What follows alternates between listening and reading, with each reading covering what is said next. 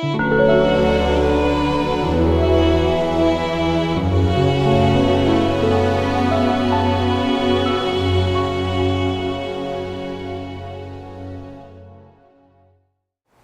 been talking on the verses summarizing the parameters of the 8 consciousnesses.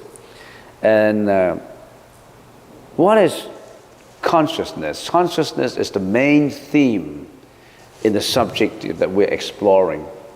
And consciousness has a lot to do with psychology, with modern psychology. Modern psychology is the study of behavior, especially of mental behavior. So it's very much related to the study of consciousness. And the study of consciousness in the Buddhist terminology is called yogacara. And Buddhism is not just about listening to these words. You really have to practice it. All right, let's get onto it.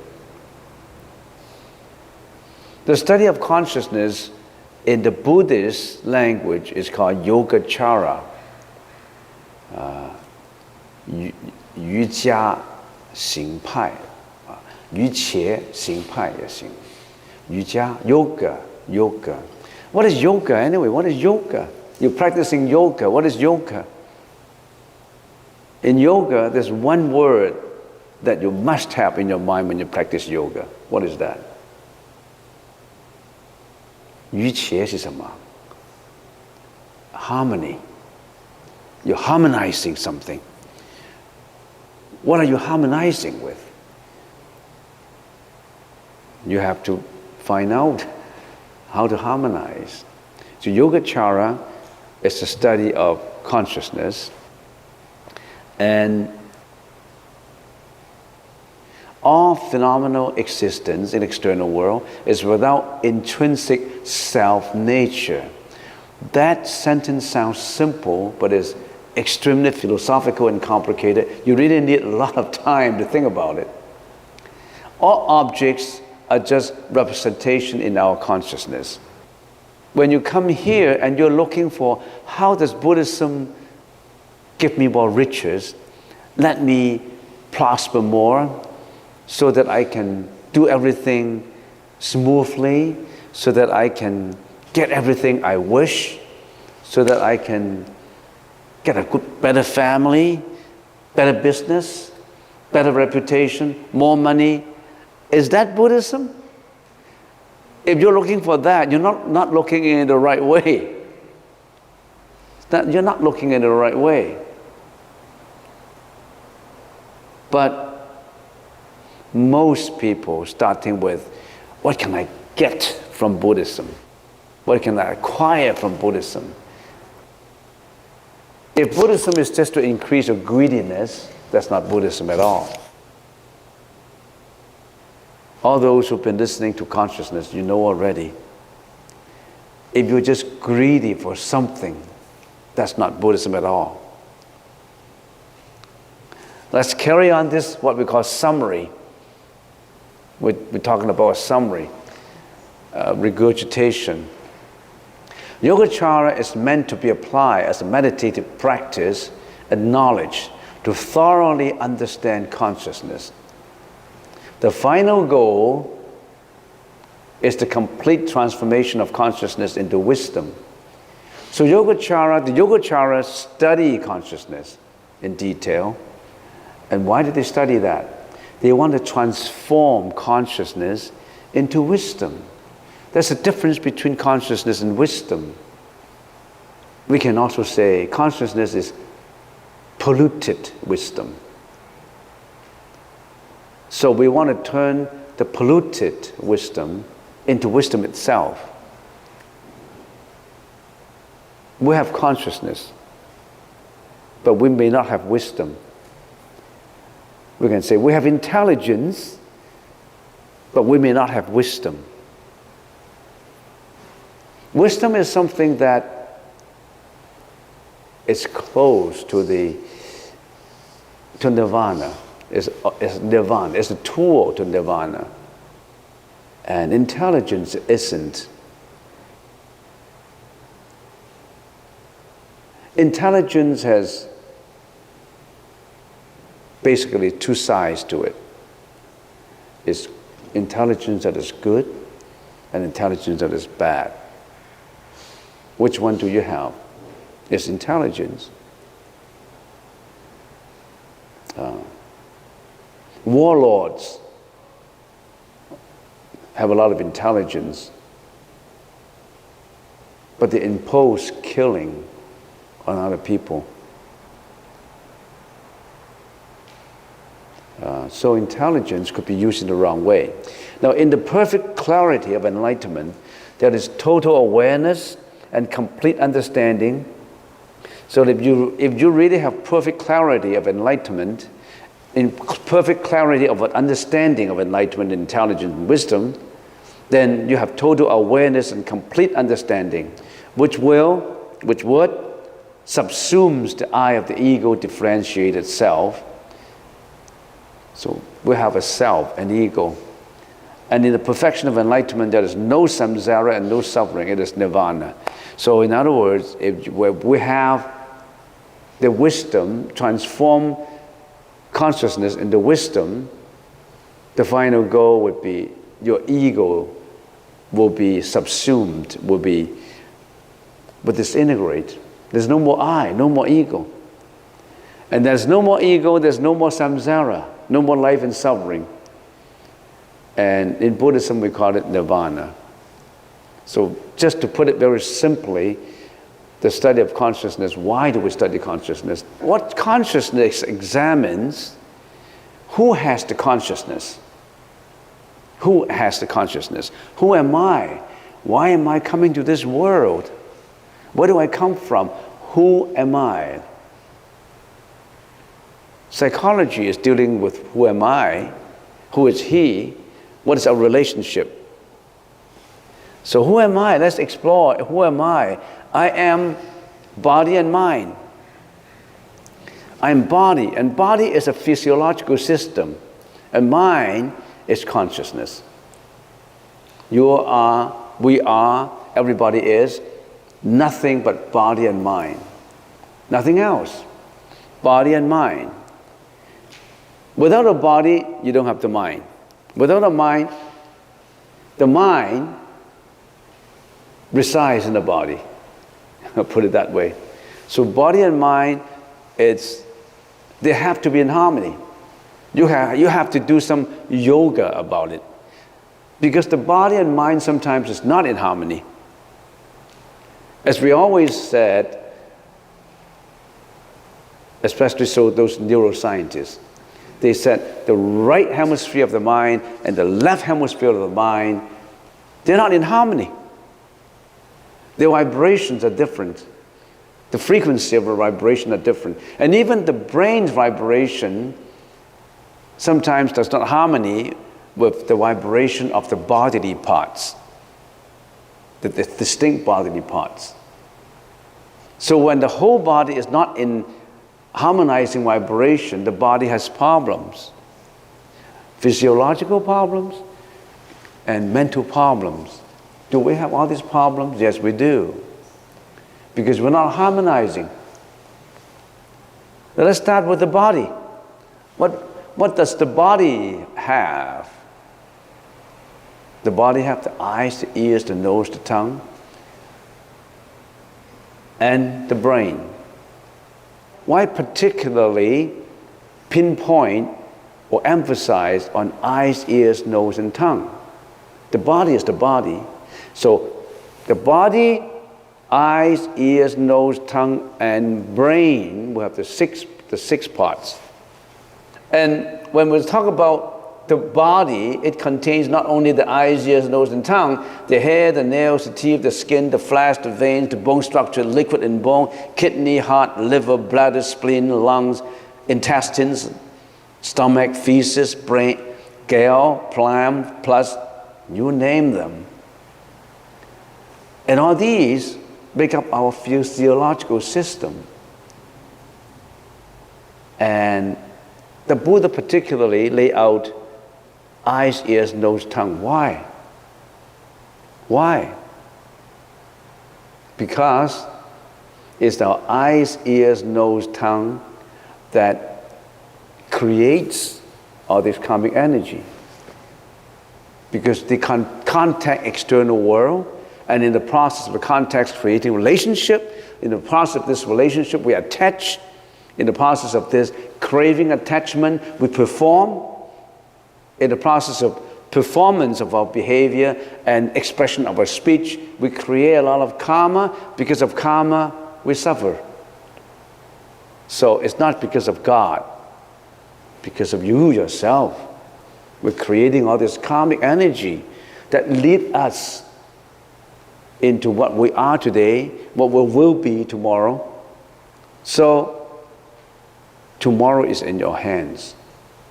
The past, you already have performed. You can't change the past. You can't change the fact that you were born as an orphan. Can you change that?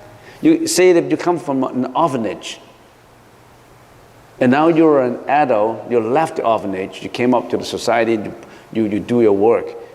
Can you change your past? You cannot. In the past, you came from a poor family, a broken family. You can't change that. But you can change now. And you can change for the future. So you're full of hope, full of confidence. You can change everything. Physiological system, the brain, that's our physiological system.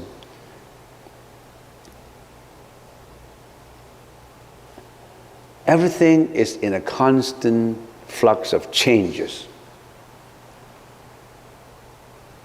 Even now, inside your body, your physiological system. All right? That's your body. I am the body and the mind, and my body is changing all the time. And my body should always be seeking a constant harmony with the mental. But I don't know about the mental, so I'm not always harmonizing. I'm always running into trouble when I'm not harmonizing. So let's talk about the mind now. We have perception. In perception, we have vision, hearing, smell, taste, and touch. And in the Buddhist language, the first vijnana. The first vijnana means consciousness. The first consciousness, second consciousness, third, fourth, and then the fifth. So we have the first 5 perception, the 5 consciousnesses in the front end. And you know, in the study of Yogacara, the Buddha, in all the sutras, point out in detail what are these vijnana, what are these consciousnesses. And right now we are studying them. I've been talking for about a year already, off and on, and I haven't really covered about 1/3. So the Buddhist sutras all touch in detail about vision consciousness, hearing, smell, taste, and touch. And the details are much more than modern psychology. People who are studying psychology, you should know, I study psychology, I know. I studied psychology 100, psychology 200, psychology 300. I study sociology about human behavior, deviant behavior. I study even a subject in deviant behavior in sociology. I wasn't good at science, you know, when I was in university. So I tried to avoid physics, chemistry. Those are not my good points. I was good at chemistry, but not in physics, not in mathematics. I don't know why I became an accountant. You know, I was really bad with mathematics. But then later I find out that accounting is not dealing with mathematics in details, only debits and credits. And I had trouble in remembering debits and credits. And when I was at my home, one side of my room has no window. That's the left side. And the other side of my room has a lot of windows. And I always remember the debit side is without window, and the credit side has windows in it. That's how I remember, even debit and credits. So perception, the 5 perceptions. And then other than perceptions, we don't only have perceptions, right? Perception are only perceiving. After what you have perceived, you still need to what? You still need to think about it. The next what we have is cognition. You found that in psychology. Deviant behavior, that the subject I took, is in between psychology and sociology, because society is dealing with deviant behavior externally, because God, they have to deal with it. There's a lot of deviant behavior of the society. And how does deviant behavior come about? You just have to study psychology. So sociology and psychology, they always hand in hand with each other. So when you already have the vision, perception, you got to go through a whole series of cognition. And in the Buddhist language is mano vijnana, mano. And I always call that manager who are in control and who are training, who are controlling the first five, vision, hearing, smell, taste, and touch. That's the manager behind, which we call the mano. The manager, always remember, that manager's name is Mano. Hey, Mano, how are you? Mano. Mano is supervising vision, hearing, smell, taste, and touch. Mano, the manager, also can go through previous past files. You see, vision, the staff of vision, staff of hearing, smell, taste, and touch, they have no right to, all these files are confidential. They can't get into those files. Only the Mano can. Mano can get into files, can do budgeting. So Mano, cognitions, okay? And then all this Mano also what? Collaborate with manas, with ego proliferation. Because that ego is always dealing with I. How do I do it? I got to be better than you. I'm jealous of you. I frown on whatever you're doing. I don't like you. I hate you. I love you. Always I and he and me and she. You always have this ego proliferation inside of you. And that ego proliferation is like a prison wall that's been enveloping you. You have no chance to get out. We are all living in that ego prison in our mentality. We cannot go beyond it. As a Bodhisattva, to learn the Buddhist philosophy is to get beyond this ego prison, get out from this ego prison. If you're in that ego prison, you can never get out of samsara. You're always in life and death. So that ego proliferation, that ego has always been a consciousness dominating you, inside of you, for what? For as long as you live. Before you live. In your previous reincarnation, in your future reincarnation, in your present reincarnation, that ego has been with you all year round, 24 hours per day. The seven vijnana, the seven consciousness. And then all these, cognition, ego, and perception, after what they have done, they don't get disintegrated.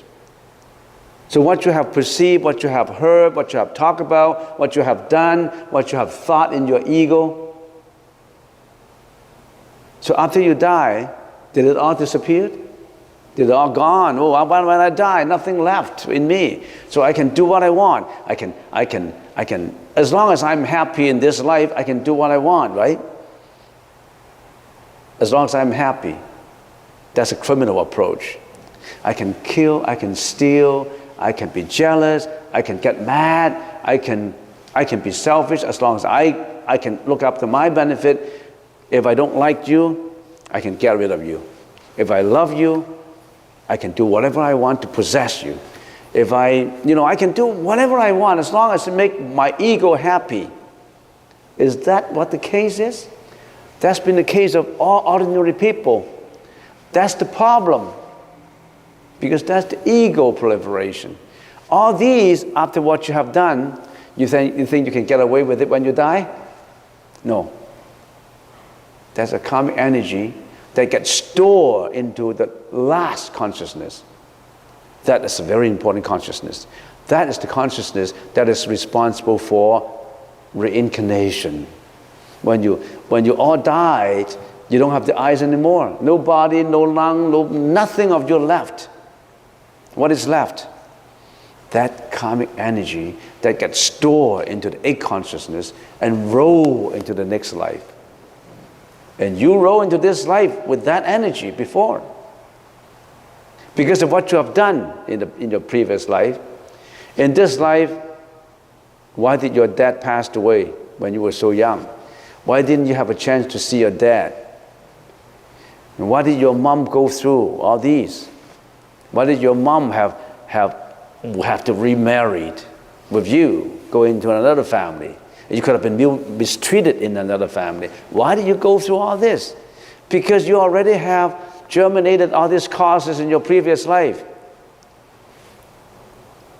You know why your dad treated you differently than how he treated John, your brother? Because John loved your dad in previous life and gave your dad a lot of, love, whereas you hated your dad in your previous life, and there's unfinished business that you have to come back again, and they treat each other in a different way. Everybody has different destinies, different things, different karmic energy. Don't blame anybody. You could have done the same thing to him or her before in your previous life, and this just came back to get you, or to repay you, to love you, or to hate you. You did it all yourself. And that is all stored in the consciousness that's never forgotten. That's all in your computer memory. You think when the computer is gone, that's gone? It's all in the memory. And that memory is more powerful than this millions of bytes and bits and bytes in your computer. That's invisible. That energy is invisible. It can store billions of memories in there. Nothing got forgotten. You think you've done something wrong and nobody would see it, and then nobody know about it? No. Your sixth consciousness, your eighth consciousness, store every word, every thought. The memory is so unlimited. And that is what do you call that? Store consciousness, the alaya consciousness. The eight vijnana. So when you count 1 to 8, there are 8 consciousnesses.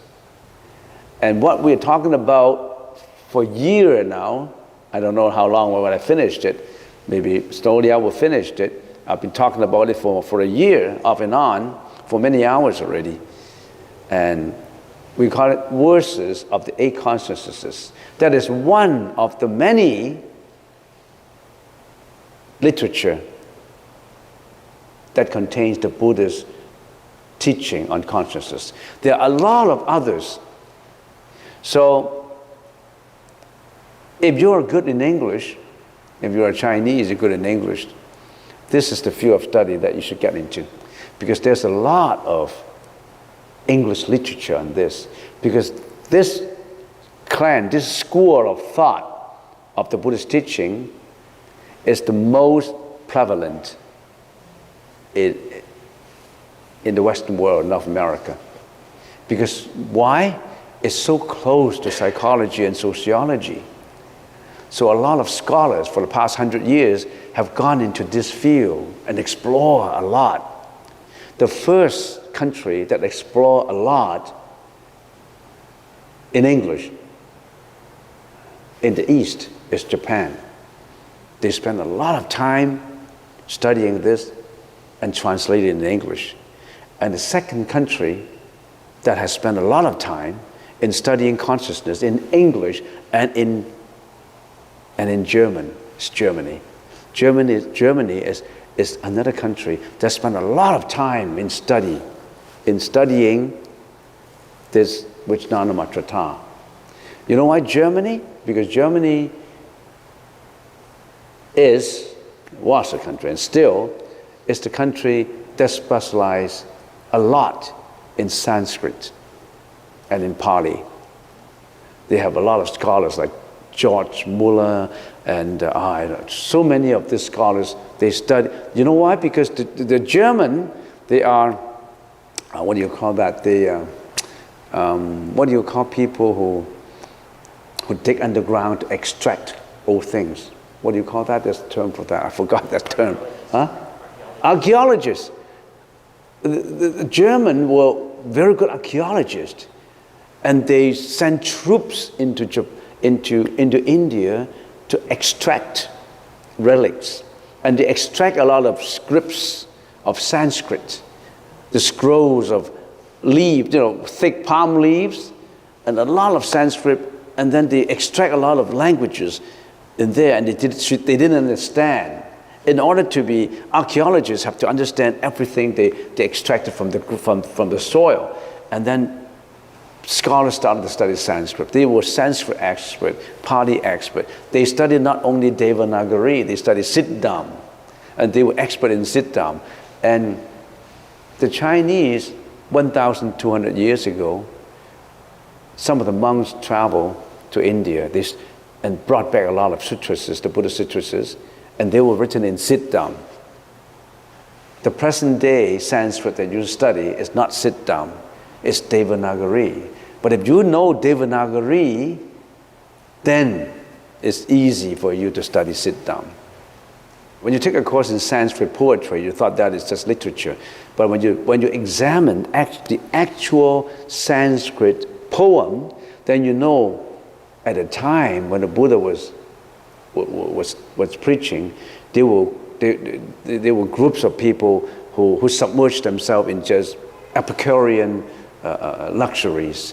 And there's another group that is really philosophical, really studying how to get away from samsara. So these people, they wrote poetry to express their feelings about society, about thinking.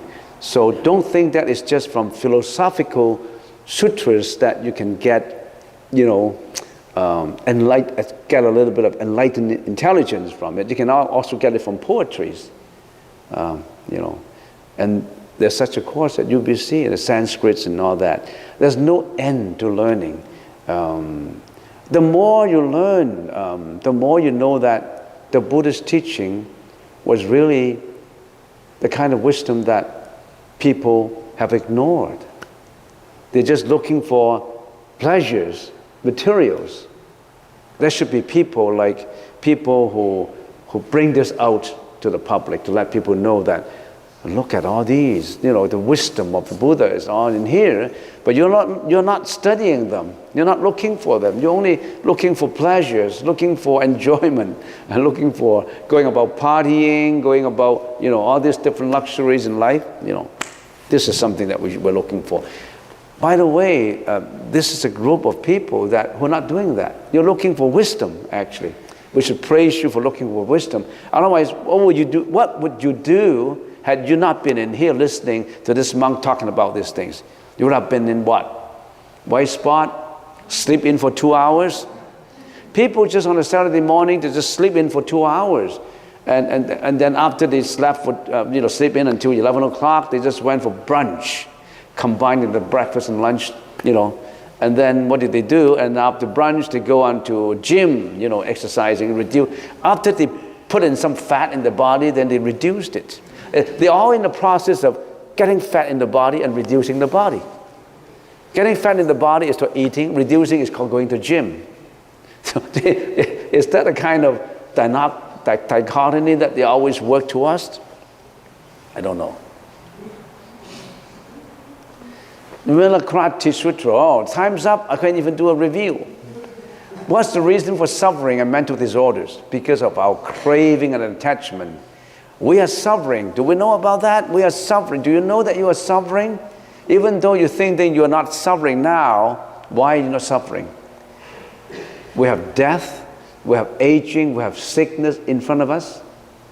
We have all kinds of suffering. Those are facts. Do you have to die? Would you get sick? Will you get old? Other than all these mental disorders that we haven't mentioned. Would you get jealous, greedy, hatred, depression, fear, phobia, lots of mental disorders that we have. And do we call them sufferings too? All right. So why do we have all these? Because whenever we have that, it's because our sensory organs attach and crave to externalities, all these externalities, and then what is arising? A consciousness is arising. And we have to study all this relationship. The Buddha, in all the sutras, want to point out all these relationships so that we know how to deal with them. And then what I would like to talk about later, I want to like to talk about all these mental experiences, and then I would like to talk about why do we have emotions, and then I would like to talk about the first 5 consciousness, how do we get about studying them?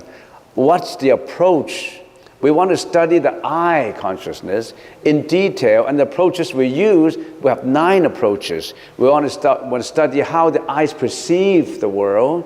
We want to study how the eyes get to know the world, how the first 6 consciousness, the moral nature of the first 5 consciousness, the realms of activities of this 5 consciousness, the concomitant mental functions that arise simultaneously with each consciousnesses, the necessary preconditions for these consciousnesses to materialize, and how does each consciousness function, and how do we transform all this consciousness into wisdom, and finally, how do we use each consciousness to attain enlightenment instead of performing crimes, performing misbehavior?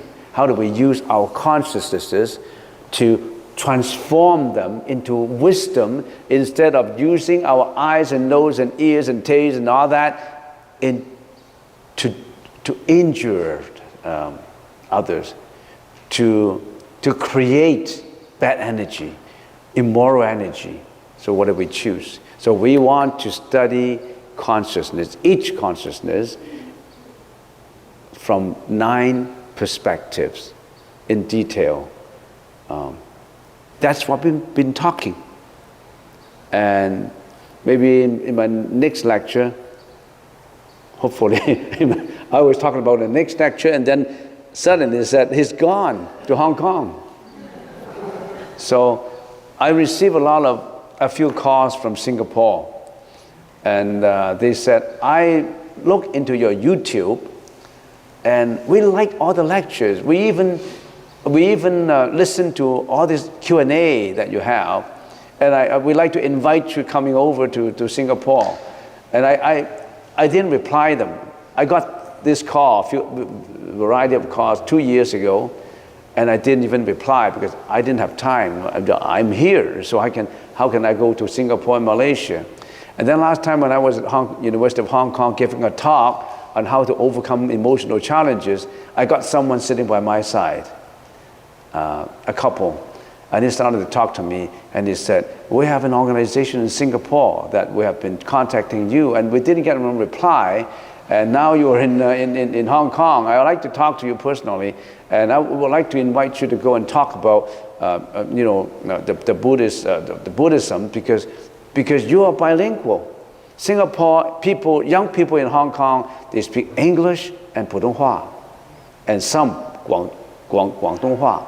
So he said, you can speak English and speak Putonghua. So we would like you to go over there because, sometimes when you listen to Chinese, some of the Chinese is in ancient style, some of the sutras, and young people may not understand. But if you speak in English, they understand perfectly. So I said, all right, I'll think about it.